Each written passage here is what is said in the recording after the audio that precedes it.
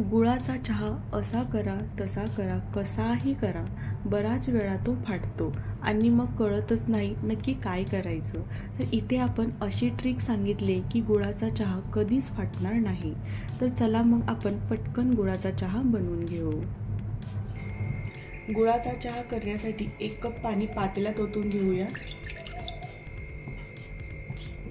त्यामध्ये 2 मोठे चमचे बारीक चिरलेला गूळ,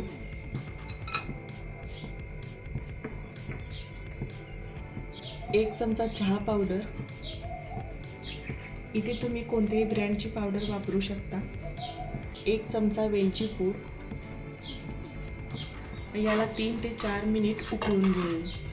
3 ते 4 मिनिटांनंतर आपला चहा मस्त उकळलेला आहे। इथे मी 1 कप दूध गरम करून घेतलेले आहे। आता यामध्ये आपण कोरा चहा ओतून घेऊ। याला मस्त असे आपण हलवून घ्यायचे। तयार आहे आपला गुळाचा चहा। तुम्ही नक्की ट्राय करा आणि व्हिडिओ आवडला असेल तर चॅनलला लाईक, शेअर आणि सबस्क्राइब करायला विसरू नका।